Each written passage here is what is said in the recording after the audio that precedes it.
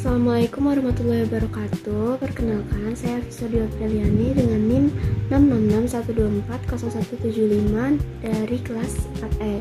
Pada kesempatan kali ini, saya akan membahas mengenai tata kelola digital PT KAI melalui analisis sistem KAI Akses. Hal ini bertujuan untuk melihat gimana KAI memanfaatkan teknologi digital untuk meningkatkan kualitas pelayanan publik dan juga bagaimana sistem itu tuh bisa dianalisis pakai perspektif digital governance. Nah, jadi pada bagian ini ditampilkan Governance Arrangement Matrix yang menggambarkan pihak-pihak yang terlibat pada pengelolaan KAI Akses.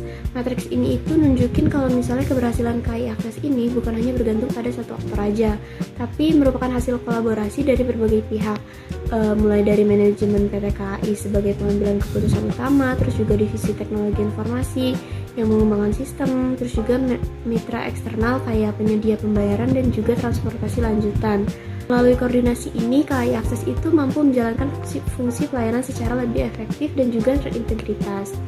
Lalu konseptualisasi digital governance. Nah, jadi digital governance ini bukan hanya sekedar mengubah layanan manual menjadi digital, tapi konsep ini tuh menekankan bagaimana teknologi, terus juga kebijakan dan juga kebutuhan masyarakat bisa berjalan sesuai rencana dan juga terpadu. Pada konteks ini, teknologi digunakan untuk mendukung pengambilan keputusan yang lebih cepat dan juga meningkatkan kualitas pelayanan. Dengan kata lain, fokusnya itu bukan lagi pada penggunaan komputer semata, tapi pada gimana teknologi bisa mampu menciptakan tata kelola yang lebih responsif dan juga berorientasi kepada pengguna. Terus kita bisa lihat KAI Akses sebagai instrumen e-governance. KAI Akses ini merupakan contoh nyata penerapan e-governance dalam sektor transportasi. Sebelum ada aplikasi ini itu masyarakat harus datang ke stasiun buat beli tiket dan juga memperoleh informasi perjalanan. Itu tuh sering menimbulkan antrian panjang, terus juga keterbatasan akses informasi. Tapi melalui aplikasi KAI Akses ini, berbagai layanan tuh bisa dilakukan secara mandiri kayak pembelian tiket, terus juga pengecekan jadwal, layanan pelanggan, bahkan integrasi dengan moda transportasi lain. Ini tuh membuat pelayanannya tuh menjadi lebih cepat, transparan, dan juga mudah diakses kapan aja dan dari mana aja. Terus ada framework OECD Digital. Ini tuh untuk menilai kualitas tata kelola digital KAI Akses. Kerangka ini tuh punya beberapa dimensi penelitian, yaitu digital by design, berbasis data, terus juga pemerintah sebagai platform, keterbukaan informasi, terus juga orientasi pada pengguna dan proaktivitas layanan. Berdasarkan hasil pemetaan, KAI Akses itu menunjukkan performa yang cukup baik, terutama pada aspek orientasi pengguna dan juga desain layanan digital. Ini tuh menunjukkan kalau misalnya PT KAI udah berupaya membangun layanan yang sesuai dengan kebutuhan masyarakat modern. Jadi di dimensi pertama itu digital by design. Jadi KAI Akses itu dirancang sejak awal sebagai layanan digital.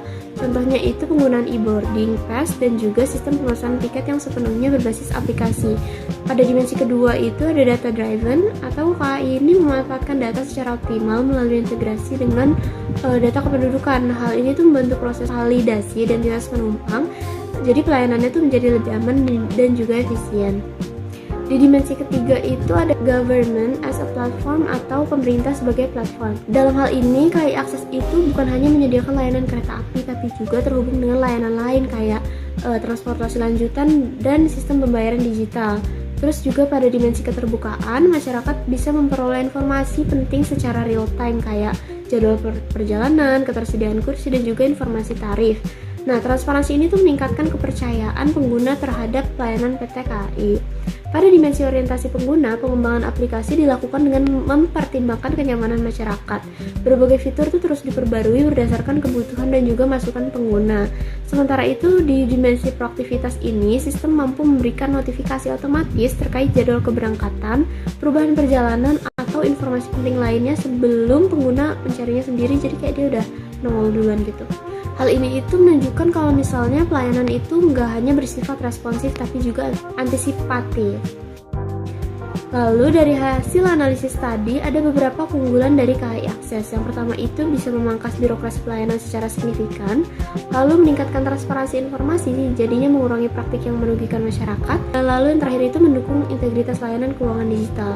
Tapi dari beberapa keunggulan tadi masih terdapat beberapa tantangan kayak kesenjangan akses digital bagi sebagian masyarakat, terus juga potensi gangguan sistem pada trafik pengguna yang sangat tinggi, dan pentingnya menjaga keamanan dan perlindungan data pengguna.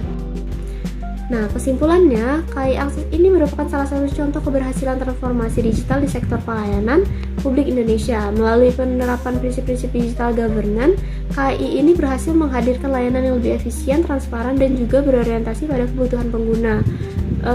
Kedepannya itu peningkatan inklusivitas layanan digital dan juga penguatan keamanan cyber masih perlu terus dilakukan agar manfaat transportasi digital ini bisa dirasakan oleh seluruh masyarakat.